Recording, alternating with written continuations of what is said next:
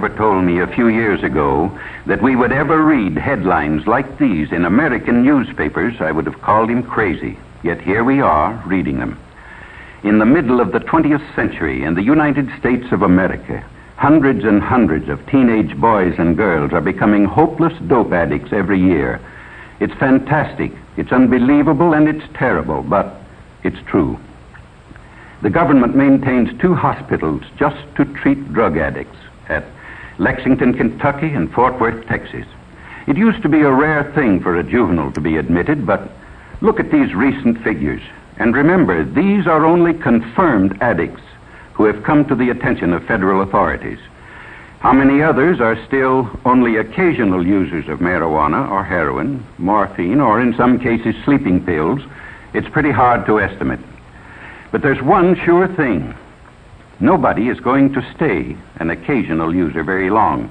This is one game nobody beats. If you use narcotics, before long you'll have the habit, about the hardest in the world to break. And the dope addicts say, you're hooked. Well, how does one become hooked? The simplest way to answer that is to talk to someone who has had the experience. This is the home of Mr. and Mrs. Walter Howard. They just got their teenage daughter back after a 6-month nightmare that even Edgar Allan Poe couldn't have improved on. Mrs. Howard agrees to let us talk to her daughter, Phyllis, when we explain that we could use her case to help others avoid the same mistakes.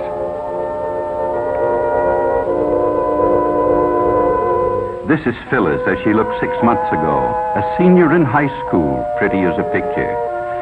Just recently, she was released from the narcotic ward of the county jail in the custody of her parents. It's hard to believe that this girl is the same as the one in the picture, but it doesn't take long for the drug habit to make anyone over.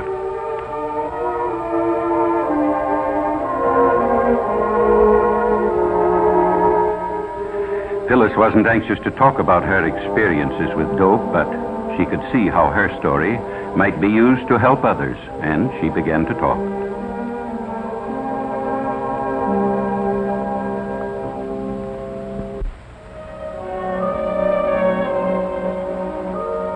I guess I knew about reefers, that's marijuana, ever since junior high.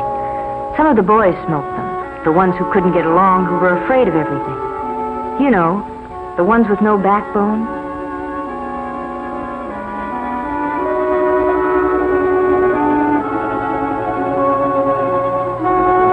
In high school, my girlfriend Ann and I went around with Jim and Bob.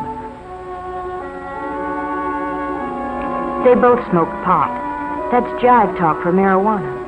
And after a while, Ann and I got so that we did, too.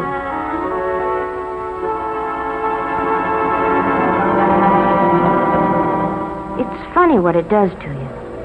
Everything speeds up to 100 miles an hour. You think you're real sharp, and you laugh a lot. You feel like you're the biggest person in the world.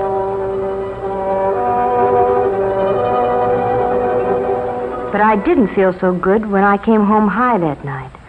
My dad knew something was wrong, but he didn't know what. Mother was sure her daughter would never do anything bad. I'd been smoking pot for quite a while before I met Chuck. I guess he was what the newspapers call a peddler. He supplied the kids at school with whatever they wanted. Most of them used reefers like us, but some liked stronger things. There was something intriguing and different about Chuck. I guess I appealed to him in some way, too.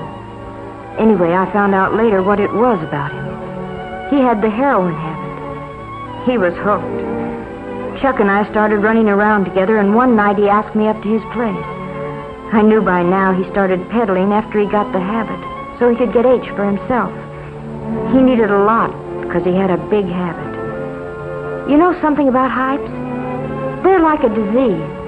They don't like to see anybody not using the stuff just because they do. Chuck finally talked me into using heroin. He said it would make him feel better. So I tried it. But I was going to be smart. Just take it or leave it. Nothing was going to happen to me. But before I knew it, I was hooked. Bad. I had a heroin habit as big as Chuck. I hadn't been home in weeks. Oh, Chuck and I were married, but it didn't matter very much. Nothing does. Not when you're on H. All you think about day and night is dope. How much you've got, where to get more, what you'll do if you can't get it. And then they'd got Chuck. They had to eventually, I knew that, but it didn't matter much. Nothing did except H. All of a sudden it hit me. If Chuck had seen the cops coming, he might have got rid of our supply.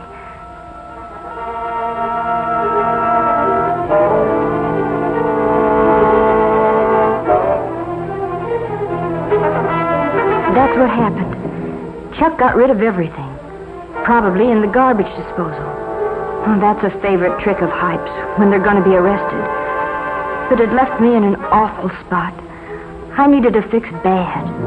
So bad I didn't care whether I lived or died. And I didn't know whether I'd ever get another cap.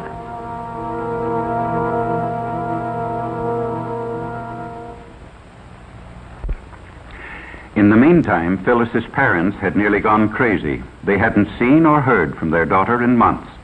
Mr. Howard checked every newspaper story that might by any remote chance have to do with Phyllis. But gradually their hopes died. They were almost convinced she was dead. But I wasn't dead. I tried once to kick off the habit, but I was too far gone. You know, the police say, find a heroin addict and you find a criminal, and that's just about it. If you're hooked bad, it costs about $30 a day for H. Boys get the money by stealing or swiping car parts, maybe by holdups. Girls take up street walking or do what I did, become peddlers themselves. When Chuck went to jail, I used his contacts and peddled dope myself. Sure, I knew it was wrong, but when you're hooked, you can't help yourself. They got me eventually, too, just like they did Chuck. And when I was arrested, I was almost glad. I told them I wanted help. I wanted to try and kick it off. It was horrible. 5 days, and I didn't care whether I lived or died. It feels like your skin is being torn right off you, and then you ache all over and get sick and you can't breathe. Your nose runs and you have a high fever, and then you pass out, but when you wake up, it starts all over again. 5 days. But I was lucky. I kicked it off, and I've never used dope since. Maybe what happened to me will keep it from happening to somebody else. Oh, I don't even want to talk about it. And all I hope is that someday I can forget it. Well, that's Phyllis's story. In the United States of America, 20th century. Unbelievable, isn't it, that such things can happen? Phyllis's case is typical. Most teenagers start off with marijuana. Then they decide to see if heroin has any kick. It does. Sometimes it only takes a few days to find out they can't leave it alone. In order to get money to buy it, they turn to crime. And that's the story. There are practically no happy endings when you fool with drugs. Doctors say restoring an addict to normal life is about the toughest thing in medicine. Well, what's the answer? Enforcement? Yes, that's one of them, certainly. In the Far East a few years back, they were lining up dope peddlers and shooting them in the back of the head. But it didn't stop addiction. It just made it harder for victims to get the stuff. No, the answer is a simple one. Just use your head. Leave narcotics absolutely alone. Remember what happened to Phyllis and others like her. Talk it over with your parents or school counselor, somebody you have confidence in.